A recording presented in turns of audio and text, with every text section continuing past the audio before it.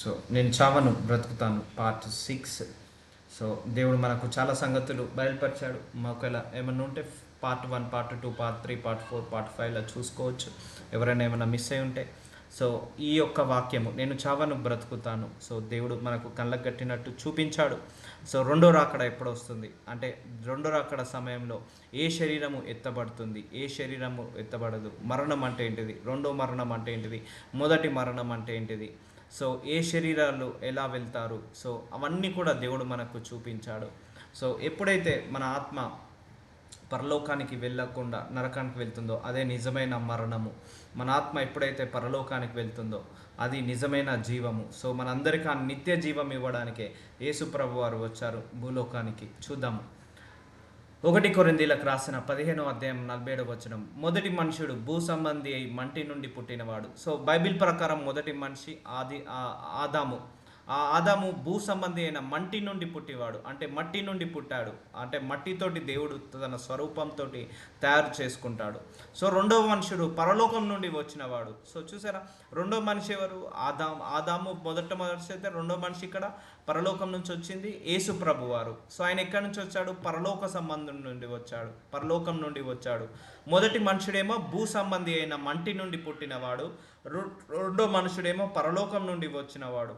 మట్టి నుండి పుట్టినవాడు, మట్టి నుండి పుట్టిన వారును అట్టివారే, పరలోక సంబంధి ఎట్టివాడు, పరలోక సంబంధులను అట్టివారే. సో మనందరము కూడా పరలోక సంబంధులం, మనందరము కూడా ఈ లోక సంబంధులం కాదు, పరలోక సంబంధులము. సో మొట్టమొదటి మనిషి ఆదాము, ఆయన భూ సంబంధమైన వాడు, ఆయన మట్టిలో నుంచి తీయబడ్డాడు. రెండో మనిషి ఇక్కడ బైబిల్ ప్రకారము పరలోకం నుండి వచ్చిన వారు యేసు ప్రభు వారు. సో ఆయన పరలోకం నుండి వచ్చాడు కాబట్టి పరలోక సంబంధమైన వాడు. సో మట్టి నుండి పుట్టింది ఎవరు? ఆదాము. సో ఆయన మట్టి నుండి పుట్టింది కాబట్టి మట్టి లాంటి స్వభావం కలిగినవాడు, అంటే భూలోక స్వభావం కలిగినవాడు. అందుకే ఆదాము పాపానికి లొంగిపోయగలిగాడు, కానీ యేసుప్రభు వారు పాపాలకు లొంగిపోలేకపోయాడు, ఎందుకంటే ఆయన పరలోక సంబంధి కాబట్టి. సో చూద్దాము. మరియు మనము మంటి నుండి పుట్టిన వాని పోలికను ధరించిన ప్రకారము పరలోక సంబంధి పోలికయు ధరింతుము. సో మనం పుట్టింది ఇప్పుడు మన గురించి మాట్లాడుతున్నాడు. ఇప్పటిదాకా ఆదాము గురించి, యేసు ప్రభు వారి గురించి, ఇద్దరు గురించి మాట్లాడారు వాక్యం ద్వారా. ఇప్పుడు మన గురించి మాట్లాడుతున్నారు. సో మన శరీరం ఏంటిది? ఈ లోక సంబంధమైన శరీరము, ఈ లోక సంబంధమైన శరీరము, మట్టిలో నుండి వచ్చిన శరీరము.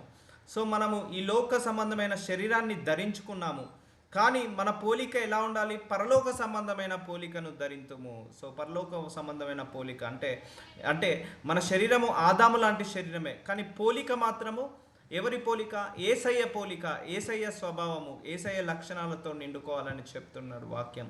ఎందుకంటే ఈ శరీరము పరలోకానికి వెళ్ళదు. మొన్న లాస్ట్ ఎపిసోడ్లో మనం చూసుకున్నాము, లాస్ట్ పార్ట్లో ఏ శరీరము పరలోకానికి వెళ్తుంది, సో మన శరీరం ఎలా మారుతుంది, దేవుడు వచ్చిన సమయానికి మన శరీరం ఎలా మారుతుంది, ఏ శరీరం పరలోకానికి వెళుతుంది, ఇవన్నీ కూడా దేవుడు మన కళ్ళకు కట్టినట్టు చూపించాడు. సో మనం ఇప్పుడు ఆదాము లాంటి శరీరమైనా కూడా స్వభావము ఆదాములాము కాకుండా యేసయ్య స్వభావం కలిగి ఉండాలి, పరలోక స్వభావం కలిగి ఉండాలి. శరీరమేమో భూలోక శరీరము, స్వభావము పరలోక స్వభావము, అంటే మన స్వభావము దైవతత్వంతో నిండుకొని ఉండాలని దేవుడు చెప్తున్నాడు. సహోదరులారా, నేను చెప్పినది ఏమనగా, రక్త మాంసములు దేవుని రాజ్యంను స్వతంత్రించుకున్న నేరవు. సో మన శరీరము రక్తము మాంసంతో నిండుకున్న శరీరము. సో కాబట్టి ఇది పరలోక రాజ్యానికి ఎంటర్ కాలేదు. అర్థమవుతుందా? సో లాస్ట్ టైం మనం ఏం చూసాము? మన శరీరము బలహీనంగా ఉండి తర్వాత బలంగా మారుతుంది. ఈ శరీరము మళ్ళీ ఏమవుతుంది? మహిమ శరీరంగా మారుతుందని మనం చూసుకోవడం జరిగింది. సో అలాగే మన ఏ శరీరం అయితే మనం కలిగి ఉన్నామో ఈ శరీరము పరలోకంలోకి ఎంటర్ కాలేదు, క్షేతను అక్షేతను స్వతంత్రించుకున్నదు. సో పరలోక రాజ్యాన్ని మన శరీరం స్వతంత్రించుకున్నదు. ఈ ప్రకృతి సంబంధమైన శరీరం ఏదైతే ఉందో ఇది భూలోకానికి మాత్రమే పరిమితము. దీని తర్వాత మనకు దేవుడు నూతన శరీరాన్ని ఇస్తాడు, అది మహిమగల శరీరము, అది దానికి రక్తమాంసములు లేకుండా ఉండే శరీరాన్ని ఇస్తాడు దేవుడు. అప్పుడు అది పరలోకానికి ఎంటర్ అవుతుంది. ఇదిగో మీకు ఒక మర్మము తెలియచున్నాను, మనమందరము నిద్రించుచున్నాము గాని నిమిషములో ఒక్క రెప్పపాటున కడబూర మృగగానే మనమందరము మార్పు పొందుదుము. సో ఇప్పుడు మనం ఇలాగే కూర్చొని ఉన్నాం. ఫర్ ఎగ్జాంపుల్ ఈరోజే యేసుప్రభు వారు రెండో రాకడ సమయం వచ్చిందనుకోండి. ఫర్ ఎగ్జాంపుల్ ఈరోజే మనం ఇలాగే కూర్చున్నాము. సో మనము ఇలాగే ఉంటున్నాం కదా. సో అక్కడ కడబూర మృగగానే, అంటే ఒక బూరధ్వని ఊదుకుంటూ వస్తాడు, అంటే వాళ్ళ దూతలతోటి వస్తాడు. సో మనందరము ఇలా ఈ శరీరము కాస్త మహిమ శరీరంగా మారిపోతుంది. సో మన శరీరం ఎలా మారుతుంది? మహిమ శరీరంగా మారుతుంది ఒక్క క్షణంలో. ఇది ఒక మర్మము, మీకు ఒక మర్మము తెలుపుచున్నాను. మనం అందరము నిద్రించుచున్నాము కానీ, సో ఒకవేళ మనం పడుకున్నాం అనుకోండి, మనము రెండో రాకడ సమయం ఆసమైంది. సో పడుకున్నాము, నిమిషంలో, ఒక్క నిమిషంలో, ఒక్క రెప్పపాటున కడబూర మృగగానే, అంటే ఒక బూర ఊదుతుంది, విడుదల కలుగుతుంది. అప్పుడు మనం అందరము కూడా ఎలా అవుతామట? మార్పు పొందుకుంటామట. అంటే ఈ శరీరం కాక నూతన శరీరం లాగా మారుతుంది. ఇప్పుడే ఫర్ ఎగ్జాంపుల్, ఇప్పుడు నేను వాక్యం చెప్తుండగానే యేసుప్రభు వారు వచ్చారనుకోండి, ఇక్కడ బూర ఊదుకొని ఆ సౌండ్ వినేసి మన శరీరం ఒక్క నిమిషం పాటునే, సెకండ్లో మారిపోతుంది మన శరీరము. సో అలాగే పైకి ఎత్తబడుతుంది, ఆ దేవుణ్ణి ఎదుర్కొంటాం మన అందరము కూడా. సో అలాంటి శరీరంగా మారి అది మన పరలోకానికి వెళ్తాం. సో ఈరోజే వచ్చామనుకోండి, ఇక మనకు మృత్యు అనేది వర్తించదు. ఇక మరణం అనేది ఇక మన జీవితంలో ఉండదు. ఇక అది నిత్య జీవానికి వెళ్ళిపోతుంది మన శరీరము. సో అక్కడ ఆనందము, సంతోషం ఉంటుంది, కానీ వేదనలు, రోదనలు, శోధనలు ఉండవు అక్కడ. సో అందుకే ఇక నేను చావను జీవిస్తాను అంటే, సో దాని మీనింగ్ ఇదే, పరలోక సంబంధంగా మనం మారిపోతాము. బూర మ్రోగును, అప్పుడు మృతులు అక్షయులుగా లేపబడుదురు. ఇప్పుడు ఎవరినైతే భూస్థాపితం చేశారో వాళ్ళందరూ కూడా ఆ బూరధ్వని విరగానే లేస్తారట. అప్పుడు ఏంటిది? వాళ్ళు ఎలాగైతే పడుకున్నారో నూతన శరీరంతో వాళ్ళు లేస్తారు. అది ఆ శరీరం ఏంటిది? పరలోకానికి వెళ్ళే శరీరంలోకి మారుతుంది. మనము మార్పు పొందుదాము. చూసారా, అందరము మార్పు పొందుతాము. క్షయమైన ఈ శరీరము అక్షతను ధరించుకొనవలసి ఉన్నది. అంటే ఈ రక్త మాంసములతో ఉన్న ఈ శరీరము నూతన శరీరంగా మారుతుంది. నూతన అక్షయ శరీరంగా, అంటే ఒక మహిమ గల శరీరంగా, ఒక బ్రైట్నెస్ ఉన్న శరీరంలాగా మారుతుంది, ధరించుకొనవలసినది. మర్తమైన ఈ శరీరము అమర్త్యాన్ని ధరించుకొనవలసి ఉన్నది. సో ఈ శరీరము మళ్ళీ నూతన స్వభావాన్ని పొందుకుంటుంది, నూతన హెల్తీగా ఉంటుంది. ఈ యుగ యుగముల వరకు ఈ శరీరానికి అనారోగ్యం అంటూ ఉండదు, ఈ శరీరానికి వయస్సు అంటూ ఉండదు. ఈ భూలోకంలో ఉన్న ఈ శరీరానికే అనారోగ్య సమస్యలు, వయస్సు, లేకపోతే వయసు మీద పడ్డప్పుడు శరీరం మీద ముడతలు పడడం, ఇవన్నీ జరుగుతుంది. కానీ ఆ శరీరానికి అలాంటిది ఉండదు. దేవుడిచ్చే నూతన శరీరము ఏది? పరలోకంలోకి వెళ్ళండి, యుగ యుగంల వరకు హెల్దీగా, యుగ యుగంల వరకు యంగ్గా కనపడుతుంది ఆ శరీరము. ఈ క్షయమైనది అక్షయతను ధరించుకొనినప్పుడు, ఈ మర్త్యమైనది అమర్త్యను ధరించుకొనినప్పుడు, అంటే ఈ శరీరము వేరే శరీరంగా ధరించుకున్నప్పుడు, ఈ మర్తమైనది అమర్త్యంను ధరించుకున్నప్పుడు, విజయమందు మరణము మింగివేయబడెను అని రాయబడిన వాక్యము నెరవేరను. సో చూసారా అండి, ఇప్పుడు ఫర్ ఎగ్జాంపుల్ ఇలాగే ఉన్నాము. ఇప్పుడు యేసు ప్రభు వారు వచ్చారనుకో, ఇలాగే మనము వేరే శరీరాన్ని ధరించుకొని పైకి లేస్తాము. సో అప్పుడు ఇక మరణం అనేది ఉందా? మరణం అనేది లేదు. ఇక మరణం ఏమైనట్టు? విజయం, మరణం మీద మనం విజయం పొందుకున్నట్టు. మరణం మనం వెంగిపోయబడది. ఫర్ ఎగ్జాంపుల్ ఇప్పుడు చనిపోయిన వాళ్ళు ఉన్నారు, భూస్థాపితం చేసిన వాళ్ళు ఉన్నారు, వాళ్ళ పరిస్థితి ఏంటిది? వాళ్ళు కూడా అలాగే లేస్తారు, నూతన శరీరం స్వభావాన్ని ధరించుకొని లేస్తారు. సో వాళ్ళకు మరణం అనేది ఉందా? లేదు. వాళ్ళు ఆల్రెడీ మొదటి మరణం అనుభవించినా కూడా మళ్ళీ సెకండ్ మరణం అనేది లేకుండా చేస్తాడు. అంటే ఇప్పుడు మరణం అనే దానికి దేవుడు ఏం చేసేసాడు?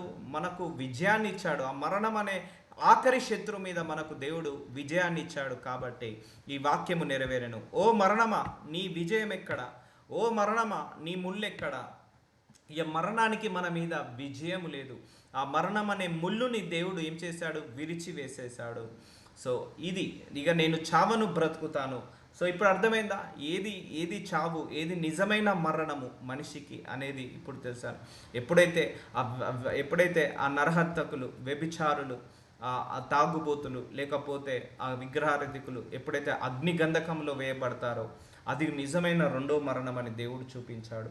సో అలాంటిది కాకుండా ఇలా మొట్టమొదటగానే నువ్వు యేసు ప్రభువుని తెలుసుకొని ఆయన మార్గంలో నడిచి, ఆయన చిత్త ప్రకారము నడిచి, ఆయన చిత్తానుసారంగా నడుచుకొని మనం బాప్తిజం తీసుకొని మనము ఆ యొక్క దేవుడి మార్గంలో నడిచినప్పుడు ఆ మరణం అనే ముళ్ళు నుంచి ఆయన విడుదల కలిగిస్తాడు. సో తనను నమ్ముకున్న ప్రజలను తను తీసుకుపోవడానికి రెండోసారి వస్తాడు.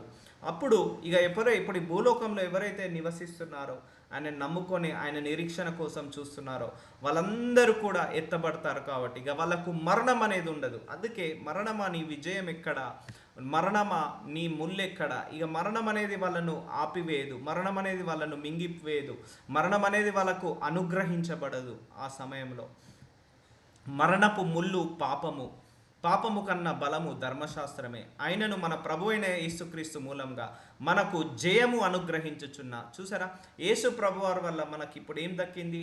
మరణం మీద జయము దక్కింది. ఇక మరణం అనేది మనల్ని ఆధిపత్యం చేయదు, మనల్ని అధికారము చేయదు, మనల్ని రూల్ చేయదు. సో మనమే దానిని ఓవర్కమ్ చేసేసాము. అనుగ్రహించుచున్న దేవునికి స్తోత్రము కలుగును గాక. సో తండ్రి, కుమారుడు, పరిశుద్ధాత్మ దేవుడి యొక్క అల్టిమేట్ గోలు మనందరము పరలోకానికి వెళ్ళడమే ఆయన అల్టిమేట్ గోలు. సో చాలామంది కూడా యేసుప్రభు వారిని నమ్ముకున్నాక నాకు ఇదేం జరిగింది, అదేం జరిగింది, అదేం జరగలేదు, ఇదేం జరగలేదు అని కంప్లైంట్స్ ఇవ్వడం కంటే, సో దాంట్లో ఉన్న మర్మం ఏంటిది, దేవుడు మనల్ని పిలుచుకోవడానికి ఉన్న మర్మం ఏంటిది, ఆయన మొట్టమొదటి మర్మం ఏంటిదంటే మన అందరినీ కూడా పిలుచుకోవడానికి కారణము పరలోక రాజ్యాన్ని మనకి ఇవ్వాలని. సో భూలోకము temporary life, 10 years, 20 years, 50 years, 80 years or 100 years, let's say 100 years. But పరలోక రాజ్యం అనేది లక్షల కోట్ల సంవత్సరాలు నివసించేది. అందుకే ఆ పర్మనెంట్ లైఫ్ కోసము ఈ టెంపరీ సఫరింగ్ చాలా చాలా కొద్దిది మాత్రమే. కొన్ని లక్షల సంవత్సరాల క్రితంతో కంపేర్ చేస్తే 60-70 సంవత్సరాల ఈ యొక్క బాధలు ఇవి చాలా చిన్నవని దేవుడు చూపించాడు మనకు.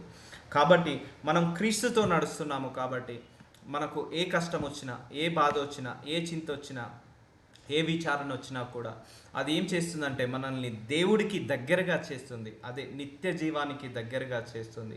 అందుకే దేవుడికి అన్నీ తెలుసు. ఆయన ఏం చేస్తున్నాడో అన్నీ తెలుసు. ఆయనకు ఆయన ఏం చేయాలనుకున్నాడో తెలుసు, ఏం చేయబోతున్నాడో అన్నీ తెలుసు. అందుకే మన జీవితంలో ఏది వచ్చినా కూడా ఆయనే మనల్ని తన దగ్గరికి చేర్చుకోవాలనే, అంటే పరలోక రాజ్యానికి చేర్చుకోవాలనే ఈ కష్టాలు, ఈ బాధలు, ఈ డిలే, ప్రేయర్లో డిలేస్ ఇవన్నీ కూడా వస్తుంటా ఉంటాయి. ఇంకా దేవుణ్ణి సంపూర్ణంగా తెలుసుకోవడానికి ఇవన్నీ వస్తుంటా ఉంటాయి. కాబట్టి మనం క్రీస్తుతో క్రీస్తులో నడుస్తున్నప్పుడు అండ్ క్రీస్తు ద్వారా మనం నడిపించబడుతున్నప్పుడు అది ఏది జరిగినా అది మన మంచికే అని మాత్రం మర్చిపోకూడదు. మేబీ ఆ డబ్బు ఉంటే నువ్వు పరలోకానికి వెళ్ళకపోవచ్చు, లేకపోతే ఆరోగ్యం ఉంటే పరలోకానికి వెళ్ళకపోవచ్చు, లేకపోతే ఆ పదవి ఉంటే పరలోకానికి వెళ్ళకపోవచ్చు, లేకపోతే నీకు అన్నీ ఉంటే దేవుణ్ణి స్తుతించకపోవచ్చు, దేవుడికి దూరం కావచ్చు. ఆ దేవుడికి దూరం కావడం కూడా పాపమే. దానివల్ల నువ్వు పాపంలో పడిపోవచ్చు. ఆ పాపం వల్ల నువ్వు నరకానికి వెళ్ళొచ్చు.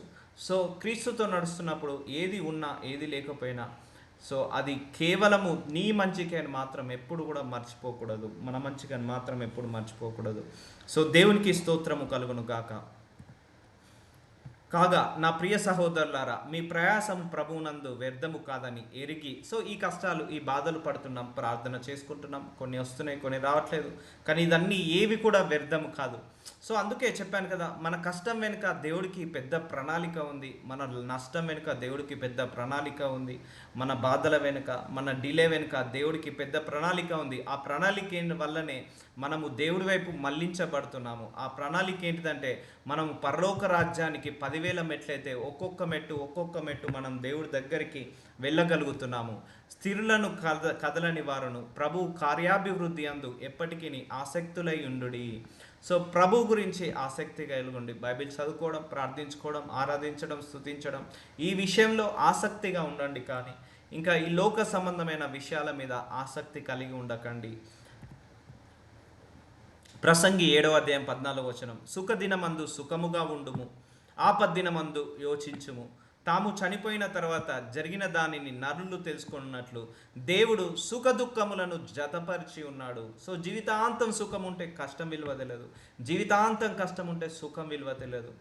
మనం ఉన్నాము, మంచితనంగా ఉంటున్నాము, కానీ వాళ్ళు ఎవరు గుర్తించరు. ఒకసారి చెడ్డగా మారామనుకోండి, అరే వీడు ఒకప్పుడు మంచితనంగా ఉండేది ఇప్పుడు చెడ్డగా మారాడని అందరూ అనుకుంటారు. ఒకప్పుడు మనం చెడ్డగా ఉన్నాము, ఇప్పుడు మంచిగా మారామనుకోండి, అరే వీడు ఒకప్పుడు చెడ్డవాడిగా ఉండే ఇప్పుడు మంచిగా మారాడు. సో ఒకప్పుడు కష్టాల్లో ఉన్నాము, ఇప్పుడు సుఖాల్లో ఉన్నాము, ఇప్పుడు సుఖాల్లో ఉన్నాము, ఒకప్పుడు కష్టాల్లో ఉన్నాము. సో ఇదంతా కూడా ప్రాసెస్. సో సుఖదినమందు సుఖంగా ఉండు, ఉన్నప్పుడు తిను, ఉన్నప్పుడు నువ్వు మంచిగా ఉండు. ఆపద్దినమందు యోచించుము, కష్టం వచ్చినప్పుడు దాని గురించి ఆలోచించుకో, బాధపడు. కానీ సుఖదునంగా ఉన్నప్పుడు సుఖంగా ఉండు. కొంతమంది సుఖాల్లో కూడా కష్టాలు వెతుక్కుంటారు, కొంతమంది కష్టాల్లో కూడా సుఖం వెతుక్కుంటారు. సో తాము చనిపోయిన తర్వాత జరుగుదాన్ని నరులు తెలుసుకున్నట్లు దేవుడు సుఖ దుఃఖములను జతపరిచి ఉన్నాడు. చూసారా, జతపరిచాడు. They are become a close friends. కమల పిల్లలు. సుఖము దుఃఖం ఎప్పుడైనా కమల పిల్లలు లాంటిది. సో సుఖము దుఃఖము ఎప్పుడు కూడా ఎలా ఉంటుందంటే one after other, one after other. సుఖం వస్తుంది, మళ్ళీ దుఃఖం వస్తుంది, దుఃఖం వస్తుంది, సుఖం వస్తుంది. సో సుఖం వచ్చినప్పుడు దుఃఖం విలువ తెలియదు, దుఃఖం వచ్చినప్పుడు సుఖం విలువ తెలియదు. సో అందుకే ఇవన్నీ కూడా ప్రాసెస్. కాబట్టి నువ్వు సుఖంలో ఉన్నప్పుడు హ్యాపీగా ఉండు, నీకు ఏం కష్టం లేనప్పుడు. ఆపద్దినమందు అప్పుడు యోచించుకో అని అంటున్నాడు దేవుడు. అందుకే సుఖము దుఃఖము, కష్టము నష్టము, లాభము నష్టము, ఆనందము సంతోషము, దుఃఖము, ఇవన్నీ కూడా మన లైఫ్లో ఒక పార్ట్. అది ఎవరైనా పర్లేదు, ఎంత పెద్ద కోటీశ్వరుడైనా, ఎంత పెద్ద ధనవంతుడైనా, ఎంత పెద్ద రాజైనా, ఎంత పెద్ద అధిపతి అయినా, ఎవరైనా పర్లేదు, భూలోకంలో పుట్టారంటే వాడికి సుఖం ఉంటుంది, దుఃఖం ఉంటుంది, లాభం ఉంటుంది, నష్టం ఉంటుంది, కష్టం ఉంటుంది, సుఖం ఉంటుంది, మళ్ళా ఆనందం ఉంటుంది, చింత ఉంటుంది. ఇవన్నీ కూడా దిస్ ఈజ్ అ ప్రాసెస్. దేవుడు జతపరిచాడు, వన్ ఆఫ్టర్ అదర్. సో సుఖంలో నువ్వు దేవుణ్ణి ఎలాగైతే ప్రేస్ చేస్తున్నావో, నువ్వు దుఃఖంలో ఉన్నప్పుడు కూడా దేవుణ్ణి అలాగే నమ్మాలి. చాలామంది సుఖంలో ఉన్నప్పుడు దేవుణ్ణి నమ్ముతారు, దుఃఖంలో ఉన్నప్పుడు దేవుణ్ణి నమ్మరు. ఇక నాకు దుఃఖము వచ్చింది, దేవుడు ఉంటే నాకు ఈ దుఃఖం ఎందుకు వచ్చిందని చాలామంది యోచిస్తారు, బాధపడతారు, లేకపోతే అనుమానిస్తారు దేవుణ్ణి. సో సుఖము దుఃఖము దేవుడే జతపరిచున్నాడు. నువ్వు సుఖంలో ఉన్నప్పుడు దేవుణ్ణి ఎలా ఆరాధిస్తున్నావో, దుఃఖంలో ఉన్నప్పుడు కూడా అలాగే ఆరాధించాలి. నువ్వు సుఖంలో ఉన్నప్పుడు దేవుణ్ణి ఎలాగా నమ్ముతున్నావో, దుఃఖంలో కూడా నువ్వు దేవుణ్ణి అలాగే నమ్మాలి. సో ఇదంతా ప్రాసెస్. భూమి మీద పుట్టిన ప్రతి మనిషికి ఇదొక process. So one after other అది కంటిన్యూస్గా నడుస్తూనే ఉంటుంది. సో అందుకే దేని గురించి ఎక్కువగా మనసు మీద తీసుకోకుండా, దేని గురించి ఎక్కువగా ఆలోచించకుండా, జరిగేదాన్ని జరుగుతూనే వెళ్తూనే ఉండాలి. గో విత్ ద ఫ్లో అంటారు. ఇప్పుడు నది ఉంది, ఆ ప్రవాహంలాగా వెళ్ళుతూనే ఉంటుంది, వెళ్ళిపోతూనే ఉంటుంది, వెనుకకు తిరిగి చూడదు. ప్రవహించే నది ఎప్పుడు కూడా వెనుకకు తిరిగి చూడదు, అది వెళ్తూనే ఉంటుంది. ఆ నది మధ్యలో కొండలు పడుతుంటాయి, వాటిని అయినా దూసుకొని వెళ్తుంటుంది. మధ్యలో చెట్లు పడుతుంటాయి, విరిగి పడుతుంటాయి, అయినా కూడా నది దూసుకుంటూ వెళ్తుంది. సో మనిషి జీవితం కూడా ఎక్కడ ఆగిపోవద్దు. ఎన్ని కష్టాలు, ఎన్ని బాధలు, ఎన్ని చింతలు వచ్చినా కూడా అది ముందడికి సాగుతూనే ఉండాలి. ఒక నది ప్రవాహంలాగా మనం ముందడికి సాగుతూనే ఉండాలి. సో సుఖము దుఃఖము దేవుడు జతపరిచి ఉన్నాడు. అపాయము రాగా భక్తిహీనుడు నశించును, మరణకాలమందు నీతిమంతునికి ఆశ్రయము కలదు. సో నీతిమంతుడు వాడికి మరణకాలమందు ఆశ్రయము, అదే పరలోక రాజ్యం దొరుకుతుంది. సో అదే భక్తిహీనుడికి నాశనము, అంటే మరణము, ఆ యొక్క నరకం అనేది దక్కుతుంది. అందుకే నీకు ఎన్ని బాధలు వచ్చినా, ఎంత లిమిటేషన్ ఉన్నా, ఎంత షార్టేజ్ ఉన్నా, ఆ నీతిగా ఉండడం నేర్చుకోవడం బెటరు. ఎందుకంటే నువ్వు అవినీతిగా ఉండి నరకానికి వెళ్ళడం కంటే నీతిగా ఉండి పరలోకానికి వెళ్ళడం చాలా ఉత్తమము. సో ఆ విషయంలో మనం ఎప్పుడు కాంప్రమైజ్ కావద్దు. కొద్ది సంవత్సరములు గతించిన తర్వాత తిరిగి నాని మార్గమును నేను వెళ్ళుదును. సో ఇది పరలోక రాజ్యము. సో యేసు ప్రభు వారు మనకందరికీ చూపించిన మార్గము, అది పరలోక రాజ్యము. 2 పేతురు 1:10 అందువలన సహోదరులారా, మీ పిలుపును ఏర్పాటును నిశ్చయము చేసుకొనుటకు. చూసారా, మరీ జాగ్రత్త పడుడి. మనందరినీ దేవుడు ఎందుకు పిలుచుకున్నాడు? ఈ భూలోకంలో చాలామంది పిలుచుకోగానే దేవుడు నాకు కోట్లు ఇస్తాడు, లక్షలు ఇస్తాడు, లేకపోతే బంగారాల్లో పెడతాడు, లేకపోతే బిల్డింగ్లు ఇస్తాడు. సో అదన్నీ సెకండరీ. దేవుడు మన అందరినీ పిలుచుకోవడానికి ముఖ్య ఉద్దేశం, రిమెంబర్, ఎవరికైనా తెలియకపోతే తెలుసుకోవాలి, దేవుడు అందరూ పిలుచుకోవడానికి ముఖ్య ఉద్దేశము పరలోక రాజ్యంలో వారసత్వం ఇవ్వడానికి. That is the main goal. గాడ్కి అల్టిమేట్ గోల్ అదే. సో తండ్రి, కుమారుడు, పరిశుద్ధాత్ముడు. సో అందుకే కదా ఇప్పుడు నరకం నుంచి ఆయన పరలోకం నుంచి యేసుప్రభు వారు దిగి రావడానికి కారణం ఏంటిది? మనందరినీ పరలోకానికి తీసుకెళ్ళడానికే కదా. ఆయన ఎలాగైతే చనిపోయి తిరిగి లేచాడో మనందరినీ కూడా అలాగే తిరిగి లేపడానికే కదా. ఆ మరణం అనే ముళ్ళు విరవడానికే కదా. ఆ రెండో మరణం దక్కడానికి ఉండడానికే కదా. అందుకే దేవుడు మీ పిలుపుని ఏర్పాటును నిశ్చయము చేసుకున్నటకు మరీ జాగ్రత్త పడి, మీ రిట్టి క్రియలు చేయువారైతే ఎప్పుడు నువ్వు త్రొట్టిల్లరు. అలా కూడా మన ప్రభువును రక్షకుడనైన యేసుక్రీస్తు యొక్క నిత్య రాజ్యంలో ప్రవేశము మీకు సమృద్ధిగా అనుగ్రహింపబడును. చూసారా, తండ్రి యొక్క ప్రభు యొక్క రక్షకుడైన యేసు ప్రభు యొక్క నిత్య రాజ్యంలో, అంటే పరలోక రాజ్యంలో ప్రవేశము మీకు సమృద్ధిగా అనుగ్రహింపబడును. సో ప్రవేశము, entrance is very very important to enter in to the heaven. So ఆ ఎంట్రన్స్ అనేది చాలా చాలా ఇంపార్టెంట్. పరలోక రాజ్యము అదే జీవంలోకి నువ్వు నడుస్తావు, ఆయన మహిమలోకి అడుగు పెడతావు, ఆయన యొక్క నివాసంలోకి అడుగు పెడతావు. కాబట్టి దీని గురించి ప్రయాసపడు. ఇందుకోసమే దేవుడు పిలుచుకున్నాడు మనందరినీ కూడా. అందుకు నీ ప్రవర్తనను జాగ్రత్త పడుడి అని దేవుడు చెప్తున్నాడు. సో మరియు ఆత్మను చంపనేరక, మత్తయి సువార్త 10వ అధ్యాయము 28వ వచనము, ఆత్మను చంపనేరక దేహమునే చంపువారికి భయపడుడు గాని ఆత్మను దేహమును కూడా నరకంలో నశింపజేయగలవానికి మిక్కిలి భయపడుడి. సో మన ఆత్మను, మన దేహాన్ని నరకంలో నశింపజేయగలిగే అధికారము దేవుడికి మాత్రమే ఉంది. ఆ దేవుడికి మాత్రమే నువ్వు భయపడాలి. So end of the day, నీ ఆత్మను చంపనేరక దేహమును చంపువారికి భయపడకుడి కానీ. సో ఇప్పుడు మన శరీరం ఉంది, మన శరీరము ఇక్కడ చనిపోవచ్చు, కానీ ఆత్మ చనిపోదు. కానీ ఆ ఆత్మ ఎప్పుడైతే నరకంలో పడిపోతుందో అది నిజమైన మరణము.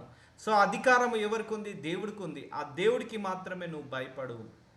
పరిస్థితులకు భయపడకు, నీ కష్టాలకు భయపడకు, ఆ రోగాలకు జబ్బులకు భయపడకు. ఈ భూలోకంలో ఉన్న దేవుడి యొక్క తత్వం ఏంటి చెప్పాలా? ఆయన భయపడకపోవడమే దేవుడి యొక్క ముఖ్య తత్వము. దైవతత్వంలో ఒక లక్షణం ఏంటిదంటే అది భయపడకపోవడము. సో భయపెట్టడము అపవాది క్రియ, గుర్తుపెట్టుకోండి. భయపడము, మనల్ని భయంలో పడేయడము, ఇవన్నీ కూడా అపవాది క్రియలు. దైవతత్వం ఏంటిదంటే భయపడకుండా ఉండడమే దైవతత్వము. సో అందుకే ఈ భూలోకంలో ఏది కూడా మనల్ని మరణానికి అప్పచెప్పలేదు, అంతే ఆ నరకానికి అప్పచెప్పలేదు. అన్నీ కూడా దేవుడి కంట్రోల్లోనే ఉన్నాయి. కాబట్టి నువ్వు దేని విషయంలో భయపడాల్సిన అవసరం లేదు. అనేకులు క్రీస్తు శిలువకు శత్రువులుగా నడుచుకొనుచున్నారు. సో ఫిలిప్పీలకు రాసిన 3వ అధ్యాయం 18వ వచనం, క్రీస్తు శిలువకు శత్రువులుగా అంటే ఆపోజిట్ డైరెక్షన్లో వెళ్తున్నారు. సో మనందరము క్రీస్తు వైపు మలగాలి, ఆ క్రీస్తు శిలువ వైపుకున్న మలగాలి. అంటే మన హృదయాలను అటువైపుకు తిప్పుకోవాలి. కానీ ఇప్పుడు చాలామంది ఏం చేస్తున్నారు? దేవుడి వైపుకున్న హృదయాన్ని లోకం వైపు తిప్పుకుంటున్నారు. సో అది కరెక్ట్ కాదు. లోకం వైపు ఉన్న నీ హృదయాన్ని దేవుడి శిల్వ వైపు, క్రీస్తు శిల్వ వైపుకు తిప్పుకోవాలి, అంటే దేవుడి వైపుకు తిప్పుకోవాలి. వీరిని గూర్చి మీతో అనేక పర్యాలను చెప్పి ఇప్పుడు ఏడ్చుచూ చెప్పుచున్నాను.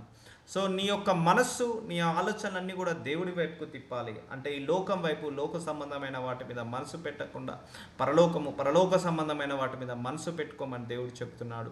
అనేకులు క్రీస్తు శిలువకు శత్రువులుగా నడుచుకొనుచున్నారు. శత్రువులుగా అంటే ఆయన ఏదైతే చేసిపోయాడో దానికి ఆపోజిట్ డైరెక్షన్లో, దేవుడు ఏ చిత్తం అయితే కలిగి ఉన్నాడో ఆ చిత్తానికి ఆపోజిట్ డైరెక్షన్లో నడుచుకుంటున్నారని చెప్తున్నాడు. నాశనమే వారి అంతము.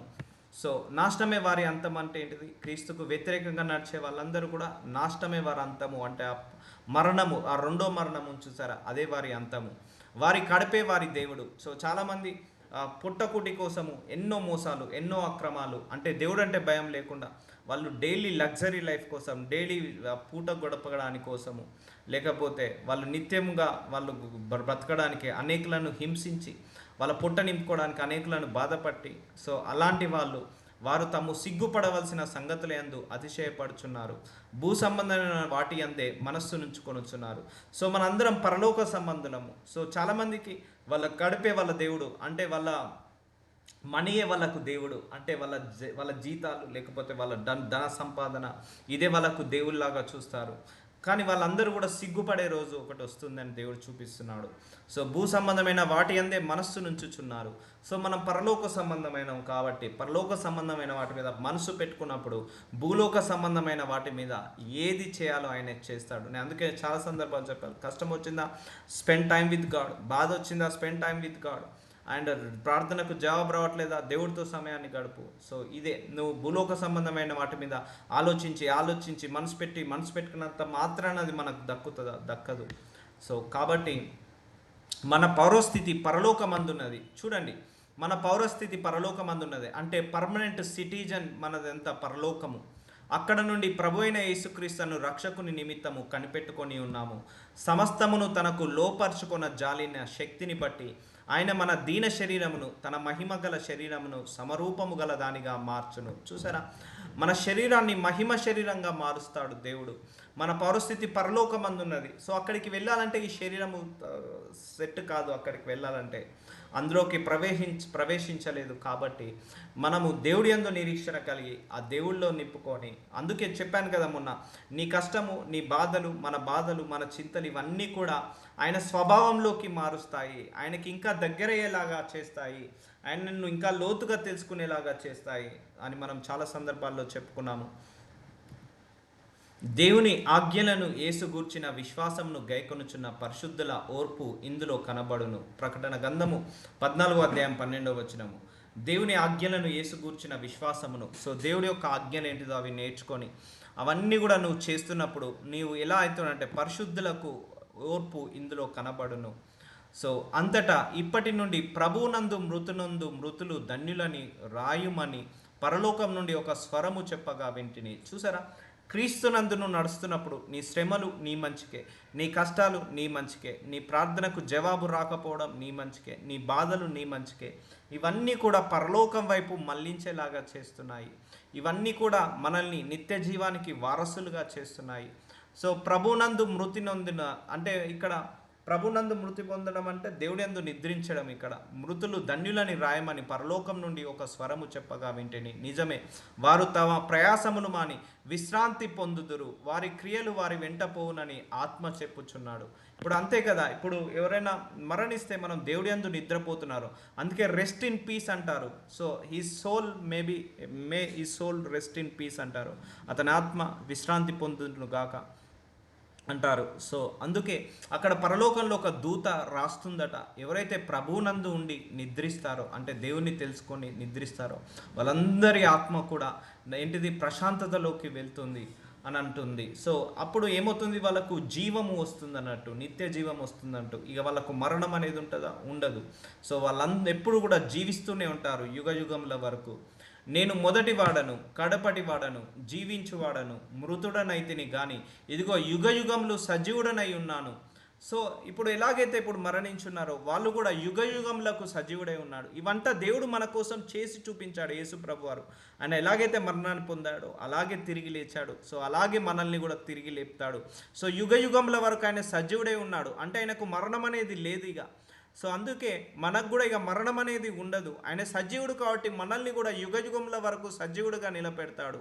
మరియు మరణం యొక్క తాళంపుల్లో పాతాళపు లోకం యొక్క తాళపు చెవులు నా స్వాధీనంలో ఉన్నది.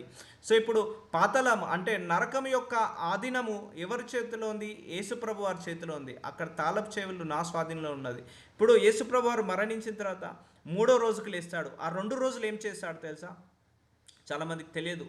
సో పాతాళ లోకానికి వెళ్ళి ఆ పాతాళ లోకంలో ఉన్న ఆ శత్రువుని మీద చితక్కొట్టి అక్కడ తాళ చేతులు ఉన్నాయి. మరణం అనే తాళపు చేతులు ఉంటాయి పాతాళ లోకంలో. ఆయన ఆ 3వ రోజు తర్వాత ఆయన తిరిగి లేచడానికి కారణం అదే. ఆ 2 రోజులు భూగర్భంలోకి వెళ్తాడు.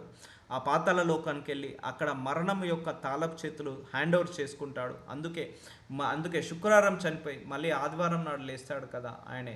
ఆ 2-3 రోజుల పని ఆయన చేసింది ఏంటంటే ఇది పాతాళ లోకం యొక్క తాళపు చెవులు ఆయన స్వాధీనంలోకి తీసుకొచ్చుకుంటాడు. ఎందుకనగా 1 తెస్సలోనికైయులకు రాసిన 5:9 ఎందుకనగా మన ప్రభువైన యేసుక్రీస్తు ద్వారా రక్షణ పొందుటకే దేవుడు మనలను నియమించెను గాని ఉగ్రపాలగుటకు నియమింపలేదు. చూసారా, మనందరినీ పిలుచుకున్నది ఎందుకు? ఆయనే ఆ పరలోక రాజ్యానికి వెళ్ళడానికే, ఆ యొక్క ఉగ్రతకు ఆ అగ్నిగుండంలో పడకుండా ఆపడానికే మనల్ని ఆయన నియమించుకున్నాడు. సో ఇది దేవుడి యొక్క పిలుపు మనందరినీ కూడా పిలుచుకోవడానికి కారణం ఆ యొక్క నిత్య జీవంలోకి వెళ్ళడానికి, ఆయన మహిమలోకి వెళ్ళడానికి, ఆ పరలోక రాజ్యము స్వతంత్రించుకోవడానికే మనందరినీ కూడా పిలుచుకున్నాడు. కానీ ఆ ఉగ్రత ఏదైతే 2వ మరణం ఉందో దాన్ని తప్పించడానికే మనందరినీ పిలుచుకున్నాడు. మనము మేలుకొని ఉన్నను నిద్రపోవచ్చునను తనతో కూడా జీవించు నిమిత్తము ఆయన మన కొరకు మృతి పొందెను. So he died on the cross because of us, for us only. మన కోసమే ఆయన చనిపోయాడు, మన కోసమే ఆయన ఆ యొక్క మరణాన్ని అనుభవించాడు. మళ్ళీ తిరిగి ఆ మరణమనే ముళ్ళుని జయించి తిరిగి లేస్తాడు. సో అంటే ఆయన మన కోసం, మన రోగాల కోసం ఆయన ఆల్రెడీ చనిపోయాడు. మన వ్యసనాల కోసం చనిపోయాడు. మనకు రెండో మరణం రాకుండా ఆయన ముందుగానే చనిపోయి మనకు వాటన్నిటి నుంచి విడుదల చేశాడు. సో ఈ sets us free from bondages of death. So ఇప్పుడు మరణం అనేది మన మీద రూల్ చేయకుండా దేవుడు ఏం చేశాడు, తీసివేసేసాడు. మళ్ళీ చెప్తున్నాను, మరణం అంటే ఇప్పుడు మనం ఆత్మ నరకానికి వెళ్ళకుండా పరలోకానికి, అదే నిజమైన జీవము. సో అందుకే నేను ఎప్పుడు జీవిస్తాను, మరణించను అనే వర్డ్ని మనము మెడిటేట్ చేసుకోవాలి. సో నేను మిమ్మును గూర్చిన ఉద్దేశించిన సంగతులను నేను ఎరుగుదును. సో ఆ రాబోవు కాలమందు మీకు నిరీక్షణ కలిగినట్లు అవి సమాధానకరమైన ఉద్దేశములే కానీ హానికరమైనవి కావు. ఇదే యెహోవా వాక్కు. సో దేవుడు మనందరి గురించి ఒక ఉద్దేశం కలిగి ఉన్నాడు. సో మన డిలేకి ఒక రీజన్ ఉంది, మన కష్టానికి ఒక రీజన్ ఉంది, మన బాధకు ఒక రీజన్ ఉంది, మన లేమితనానికి ఒక రీజన్ ఉంది, మనకున్న ఈ కష్టానికి, ఈ బాధలకు, ఈ డిలేకి, ప్రతిదానికి ఒక రీజన్ ఉంది. అవన్నీ కూడా నీ మంచికే, మన మంచికే జరుగుతాయి అని అంటాడు. అందుకే నేను చెప్పాను, జరిగినది, జరుగుతున్నది, జరగబోయేది అంతా మన మంచికే అనుకోవాలని నేను చెప్పాను. సో రాబోవు కాలమందు మీకు నిరీక్షణ కలుగునట్లు అవి సమాధానకరమైన ఉద్దేశములే. అంటే రాబో కాలంలో మనకు మంచి జీవం ఇవ్వడానికే, ఆ పరలోక రాజ్యాన్ని ఇవ్వడానికే, హానికరమైనవి కాదు. నిజమైన హాని ఎక్కడ జరుగుతుంది? ఆ పరలోకం కాకుండా నరకంలో ఎప్పుడైతే ఆత్మ పడవేయబడుతుందో, ఆ అగ్నిగుండకంలో, అది నిజమైన మరణము, అది హానికరమైనది. అది యుగయుగముల వరకు ఆ హాని, ఆ వేదన, ఆ శోధనలు ఉంటుంటాయి. ఇదే యెహోవా వాక్కు. ఫిలిప్పీలకు రాసిన 1:23 ఈ రొంటి మధ్యను ఇరుకునబడి ఉన్నాను, నేను వెడిపలిపోయి క్రీస్తుతో కూడా ఉండవలనని నాకు ఆశ ఉన్నది. చూసారా, క్రీస్తుతో ఉండాలని ఆశ ఉన్నది అంటే అదే పరలోకము. అది నాకు మరీ మేలు. ఆశ కలిగి ఉండాలి, పరలోక రాజ్యంలో ఉండాలని. కానీ మన ఆశ అంతా ఎప్పుడు చూడు ఈ భూలోక వాటి మీదనే తిరుగుతుంటుంది. సో మనకు ఎక్కువగా ఆశపడాలి ఆ దేవుడితో టైం గడపాలని, ఇంకా వాక్యం చదువుకోవాలని, ప్రార్థించుకోవాలని. సో వీటి మీద ఆశ కలిగి ఉండాలి. సో క్రీస్తుతో ఉండవలనని అంటే పరలోక రాజ్యంలో ఉండాలని ఆశ పెట్టుకోమంటున్నాడు. అది నాకు మరీ మేలు, అదే నిజమైన మేలు. ప్రకటన గ్రంథము 2:9 నీ శ్రమను, దరిద్రతను నేను ఎరుగుదును. సో దేవుడికి అన్నీ తెలుసు. మన శ్రమ తెలుసు, మన దారిద్ర్యం తెలుసు, మన పేదరికం తెలుసు, మనకు లేమితనము తెలుసు, మనకు ఎక్కడ రోగం ఉందో, ఎక్కడ మోకాళ్ళ నొప్పులు ఉన్నాయో, ఎక్కడ బాధ ఉందో, చింత ఉందో అవన్నీ తెలుసు. నేను మొన్న చెప్పాను లాస్ట్ టైం కూడా, చాలామంది షుగర్ వచ్చిందని బాధపడతారు. సో చాలామంది థైరాయిడ్ వచ్చిందని, చాలామంది బీపీ వచ్చిందని, కొలెస్ట్రాల్ వచ్చిందని బాధపడతారు. సో దానివల్ల మనము ఎవ్రీ 6 monthsకి ఒకసారి డాక్టర్ చెకప్ చేసుకుంటాము.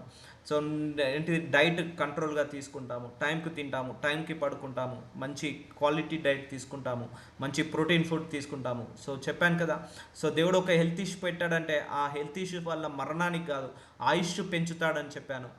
ఆ యొక్క మరణం, ఆ యొక్క హెల్త్ ఇష్యూ వల్ల మన యొక్క ఆయుష్ని పెంచుతాడు. అన్ని అనారోగ్యాలు, సమస్యలు మన మరణానికి రావు. సో మనల్ని ఆయుష్ పెంచుతారు. ఇప్పుడు షుగర్ ఉన్న వాళ్ళు కూడా 30-40 సంవత్సరాల నుంచి షుగర్ ఉన్న వాళ్ళు కూడా బ్రతుకుతున్నారు. కొంతమందికి హార్ట్ ఆపరేషన్ అవుతుంది, వాళ్ళు స్టంట్ వేసుకొని కూడా 25-30 సంవత్సరాలు ఆ స్టంట్ వేసుకొని కూడా బ్రతుకుతారు. సో చూడండి, అన్నీ కూడా మరణానికి రావు. సో కొన్ని మన ఆయుష్ని పెంచడానికి కూడా వస్తాయి. అందుకే దేవుడికి అన్నీ తెలుసు. నీ శ్రమ, నీ దరిద్రత నేను ఎరుగుదును, అయినను నీవు ధనవంతుడవే. చూసారా, నువ్వు క్రీస్తుతో నడిచినప్పుడు ప్రతీది కూడా నీకు సంతోషమే, ప్రతీది కూడా నువ్వు ఆనందమే. ఎందుకంటే you are the citizen of heaven, not on the earth. ఈ భూలోక సంబంధమైన వాటి మీద మనసు పెట్టుకోవద్దు. Just is the temporary life. మా అంటే ఇంకో 30 years, 40 years ఆర్ 50 ఆర్ దేవుడు ఇచ్చిన కృపను బట్టి. బట్ అక్కడ lakhs of years you will spend time with God. So ఇక్కడ చేసే ఇదంతా ట్రైనింగ్ పీరియడ్. మనకు భూలోకం అంతా కూడా ట్రైనింగ్ పీరియడ్ హెవెన్కి వెళ్ళడానికి. అయినను నీవు ధనవంతుడవే, తాము యూదులమని చెప్పుకొనుచు యూదులు కాక సాతాను సమాజపు వారి వలన నీకు కలుగు దూషణనే నేను ఎరుగుదును. నీవు పొందబో శ్రమలకు భయపడకుము. సో ఈ శ్రమలు రావని దేవుడు ఎప్పుడు గ్యారంటీ ఇవ్వట్లేదు, వస్తాయి, కానీ నువ్వు భయపడకు, పొందబో శ్రమలకు భయపడకు. సో ఇప్పుడు ఎవరైతే సుఖపడుతున్నారో, ఎవరైతే వాళ్ళు మోసాలు, అన్యాయాలు, అక్రమాలు చేసి ఉన్నారో వాళ్ళంతా కూడా అపవాది సంబంధులు, దూషిస్తున్నారో వాళ్ళందరూ కూడా అపవాది సంబంధులు.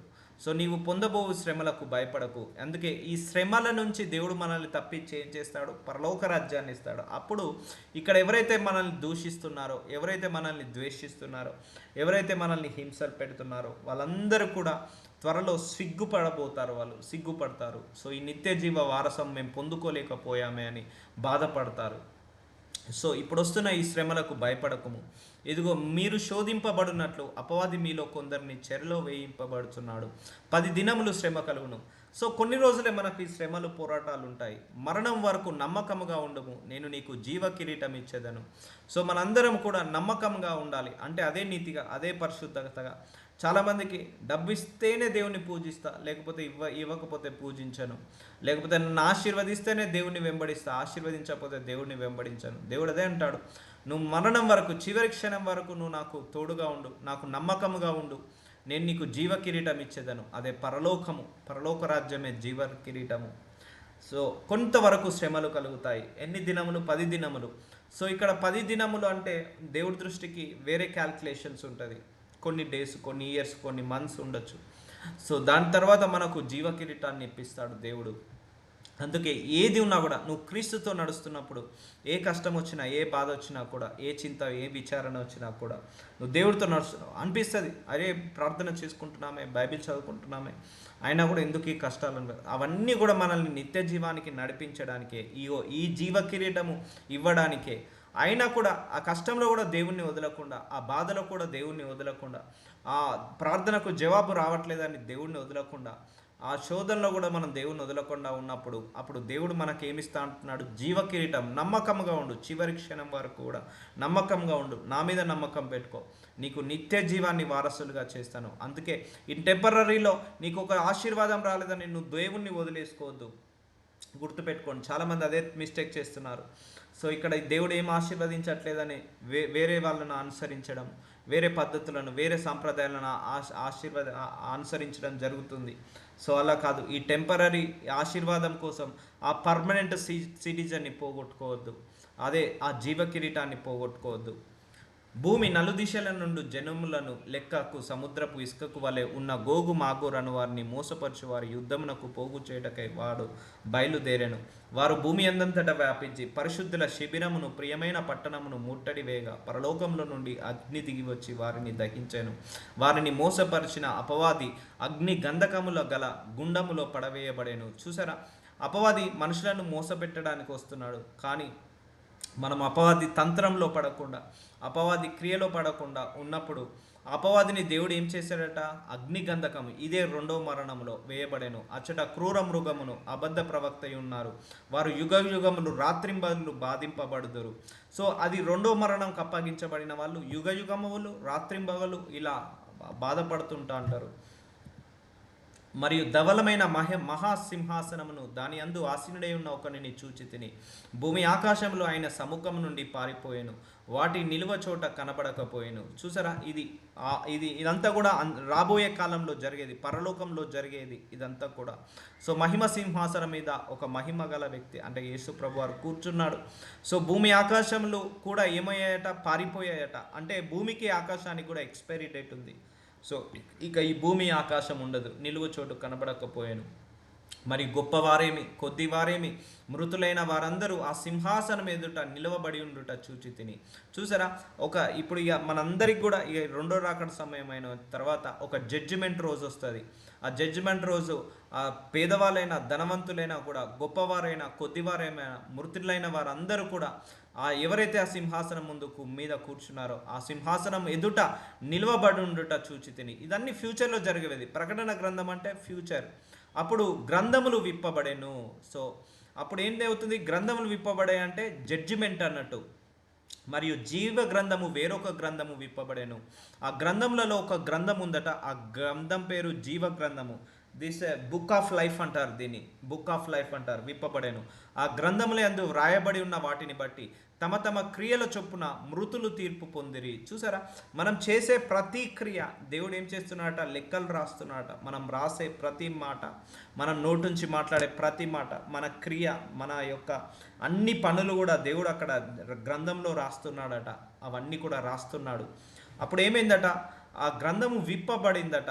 వ్రాయబడి ఉన్న వాటిని బట్టి తమ క్రియల చొప్పున, అంటే ఎవరెవరు ఏ పని చేశారో వాళ్ళు మృతులు తీర్పు పొందిరి. అంటే మృతుల తీర్పు అంటే ఆ పరలోక రాజ్యమా, నరకమా అనేది ఆ రోజు జడ్జిమెంట్ రోజు జరుగుతుంది. సముద్రము తనలో ఉన్న మృతులను అప్పగించెను. మరణము పాతాళ లోకమును వాటి వశంను నా మృతులను అప్పగించెను, వారిలో ప్రతివాడు తన క్రియల చొప్పున తీర్పు పొందెను. So this is the judgment day. So final judgment day రోజు. సో పరిశుద్ధులంతా ఒకవైపు, అపరిశుద్ధులంతా ఒకవైపు, అంతా ఒకవైపు, అవినీతిమంతులంతా ఒకవైపు ఉండి ఆ రోజు జడ్జిమెంట్ రోజు ఎవరైతే నీతిగా పరిశుద్ధంగా ఉండి దేవుడి మార్గంలో నడుస్తారో వాళ్ళంతా కూడా పరలోకానికి, ఎవరైతే అవినీతిగా ఉంటారో, మోసాలు, అన్యాయాలు, విగ్రహారాధన, నరహత్య, వ్యభిచారం చేస్తారో వాళ్ళంతా కూడా ఆ నరకం వైపు వేయబడతారు. సో ప్రతివాడు క్రియల చొప్పున తీర్పు పొందెను. మరణమును, మృతుల లోకమును అగ్నిగుండంలో పడవేయబడెను. చూసారా ఈ అగ్నిగుండమును? చూసారా ఈ అగ్నిగుండము రెండవ మరణము. సో మరణమును, మృతుల లోకమును, మృతులకు ఒక లోకము అగ్నిగుండంలో పడవేయబడెను. సో ఆ అగ్నిగుండము రెండవ మరణము. ఎవని పైరైనను జీవ గ్రంథము రాయబడినట్టు కనబడని ఎడల వాడు అగ్నిగుండంలో పడవేయబడును. సో చూసారా, సో ఎవరి పేరైతే ఆ జీవ గ్రంథంలో రాయబడలేదో సో వాళ్ళందరూ కూడా ఆ అగ్నిగుండంలో పడవేయబడతారు. ఇది రెండో మరణము. సో ఇది నిజమైన మరణము. అంటే ఇది యుగ యుగముల వరకు ఉండే మరణము. ఇక జీవితాంతము ఇది వేదన, శోధనతో, రోదనతో కలిగి ఉన్న ఈ జీవం ఇది, మరణం ఇది. సో దీంట్లో ఎవరైతే జీవ గ్రంథంలో ఏ పేరైతే రాయబడి ఉండదో సో వాళ్ళందరినీ కూడా ఈ అగ్నిగుండంలో పడవేయబడేను. సో అందుకే ప్రేర్ చేసుకోవాలి మనము, మన కుటుంబం కూడా ఆ జీవ గ్రంథంలో మన పేరు నిలబడాలి అని. సో మత్తయి సువార్త 5వ అధ్యాయము 29వ వచనం, నీ కుడి కన్ను నిన్ను అభ్యంతరపరిచిన ఎడల దాన్ని పెరికి నీ యొద్ద నుండి పారివేయము.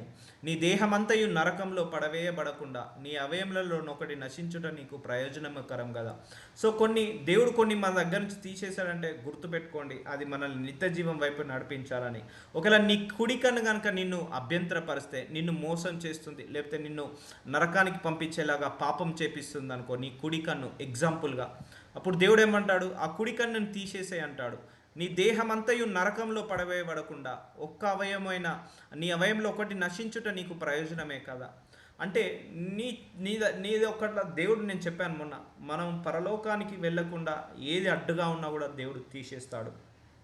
ఒకవేళ వెళ్ళడానికి ఏ అడ్డుగున్నా కూడా తీసేస్తాడు. అందుకే నేను చాలామంది కూడా చెప్పాను, కొంతమందిని క్లోజ్గా అనాలసిస్ చేసినప్పుడు, అయ్యా మా భర్త దూరమయ్యాడు, సో మా భర్త ఉంటే నన్ను చర్చికి వెళ్ళనియడు, లేకపోతే నన్ను దేవుడు లేదుగానియాడు. సో మేబీ ఆ రీజన్ కూడా దేవుడు నీకు దూరం చేసి ఉండొచ్చు. సో ఎన్నో రీజన్స్ ఉంటాయి. సో ఒకవేళ నీ సెల్ ఫోన్ నిన్ను దేవుడితో గడపకుండా ప్రాబ్లం క్రియేట్ చేస్తుంటే ఆ సెల్ ఫోన్ని తీసిపడే అంటాడు దేవుడు. ఎగ్జాంపుల్ చెప్తున్నాను. ఒకవేళ నీ కుడి కన్ను నీకు ప్రాబ్లంగా ఉంటే, అంటే నీ కుడి కన్ను ద్వారా చేసే తప్పులు, పొరపాట్లు, పాపాలు ఏవైతే ఉన్నాయో అది నీకు ప్రాబ్లంగా ఉంటే నువ్వు ఆ కన్నునైనా తీసేసుకో. ఆ కన్నుండి నువ్వు నరకానికి వెళ్ళకంటే ఆ కన్ను లేకుండా పరలోకానికి రా అని అంటాడు దేవుడు.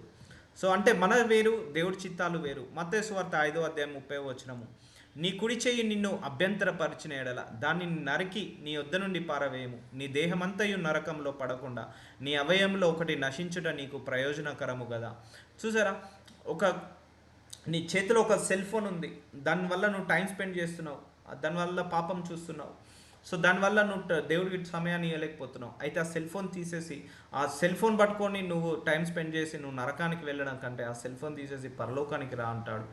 లేకపోతే ఒకసారి నీ ఆస్తి ఉంది, సో ఆ ఆస్తి వల్ల నువ్వు డ్రగ్స్కి అలవాటు అయ్యావు, లేకపోతే వ్యభిచారం చేస్తున్నావు, లేకపోతే నానా విధములైన శోధనలో పడుతున్నావు. సో దానివల్ల నువ్వు నరకానికి వెళ్తున్నావు. ఆస్తి లేకపోయినా పర్లేదు, ఆస్తి ఉండి నువ్వు నరకానికి వెళ్ళకంటే ఆస్తి లేకపోయినా పరలోకానికి రా అంటాడు.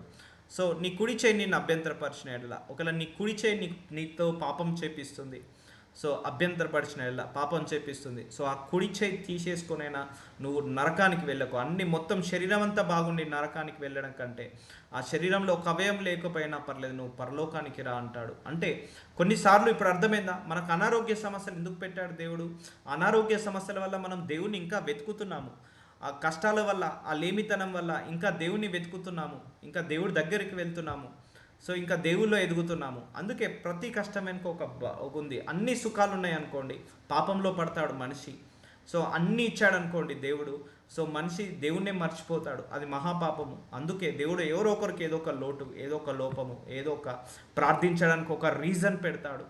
ఎందుకు అవన్నీ కూడా రీజన్స్? ఎందుకు? అందరూ అంటారు, నేను దేవుడిని నమ్ముకున్నా కదా, ఎందుకు ఈ కష్టాలు, ఎందుకు ఈ బాధలు, ఎందుకు ఈ అనాథ, ఇవన్నీ కూడా ఒక్కొక్క మెట్టు దేవుడి దగ్గరికి నడిపించడానికే. ఆ రెండో మరణం ఏదైతే ఉందో అది పర్మనెంట్ సఫరింగ్, యుగ యుగముల వరకు అది సఫరింగ్ ఉంటూనే ఉంటుంది. అగ్ని గంధకంలో మండుతూనే ఉంటావు. అది తప్పించడానికే దేవుడు ఈ భూలోకంలో టెంపరరీ సఫరింగ్ పెట్టాడు, టెంపరరీ బాధలు, టెంపరరీ కష్టాలు, టెంపరరీ సమస్యలు పెట్టాడు. సో దీనివల్ల ఎక్కువగా బైబిల్ చదువుకుంటాం, ఎక్కువగా ప్రార్థన చేసుకుంటాం, ఎక్కువగా దేవుడి దగ్గరలోకి వెళ్తాము. అందుకే దేవుడికి తెలుసు నువ్వు ఏది ఉంటే నువ్వు పరలోకానికి రావో అది తీసేస్తాడు. నిజంగా చెప్తున్నా. ఒకవేళ నీ భర్త వల్ల నీకు ప్రాబ్లం ఉందా, సో భర్తను దూరం చేయొచ్చు. భార్య వల్ల ప్రాబ్లం ఉంది, నువ్వు మంచి విశ్వాసవే, నువ్వు చర్చ్కి వెళ్ళాలనుకుంటున్నావు, దేవుడి దగ్గరికి వెళ్ళాలనుకుంటున్నావు, ఇంకా ఎక్కువగా ఎదగాలనుకుంటున్నావు, కానీ నీ భర్త అడ్డగా ఉన్నాడు, సో ఈ విల్ బి సపరేట్. లేకపోతే నీకు ఆస్తి అడ్డగా ఉంది, ఈ will be take away. So ఏది కూడా నువ్వు పరలోకానికి అడ్డుగా ఉన్న ఏ అడ్డు కూడానైనా నాకు తీసేస్తాడు. అందుకే నువ్వు క్రీస్తులో నడుస్తున్నావా, నీకు ఏది ఉన్నా ఏది లేకపోయినా అది నీ మేలుకే అని మాత్రం మర్చిపోకు. సో ఈరోజుతో ఈ సిరీస్ కంప్లీట్ అయిపోయింది. సో టోటల్ 6 సిరీసెస్ వచ్చాయి, 6 పార్ట్స్ వచ్చాయి. సో మొదటి నుంచి చదువుకోండి, ఎవరైనా చూసుకోండి, ఇంకేమన్నా డౌట్ ఉంటే. సో ప్రేయర్ చేద్దాం. మహాపరిశుద్ధుడా, ప్రేమ కలిగిన నా తండ్రి, నాజరుడైన యేసయ్య, ఇదిగో తండ్రి, నేను చావను జీవిస్తాననే వాక్యం ద్వారా మా అందరితో మాట్లాడి ఈరోజుతో ఈ సిరీస్ని కంప్లీట్ చేయించినందుకు వందనాలు. ఎస్ మై లార్డ్, ఏది మొదటి మరణము, ఏది రెండో మరణానికి ఎవరు వెళ్తారు, అక్కడ ఎలా ఉంటుంది, మొదటి మరణం పొందుకోవాలంటే, నిత్య జీవానికి వెళ్ళాలంటే ఏ శరీరం ఉండాలి, ఏ శరీరస్తులు పరలోకానికి వెళ్తారు, దాని యొక్క క్వాలిఫికేషన్ ఏంటిది, పరలోకంలో ఎలా ఉంటుంది, అలాగే నరకంలో ఎలా ఉంటుంది. సో ఇవన్నీ కూడా మా కళ్ళకు కట్టి చూపించి, ఇక మరణం అనేది మీకు లేదు, నేను ఎలాగైతే మరణాన్ని జయించానో, నేను మీ అందరి కోసం ఆల్రెడీ చనిపోయాను, మరణాన్ని ఎలాగైతే జయించానో మీరు కూడా జయిస్తారు అని ఈ వాక్యం ద్వారా మాతో మాట్లాడి మాకు రెండో మరణం నుంచి విడుదల కలిగించి, ఆ మరణం అనే ముళ్ళు లేకుండా, ఆ మరణం మీద మాకు విజయం లేకుండా మాకు దయచేసినందుకు, అధికారాన్ని ఇచ్చినందుకు శతకోటి వందనాలు. ఈ వాక్యం ద్వారా మమ్మల్ని ఆశీర్వదించినందుకు వందనాలు. Thank you so much for your mercy.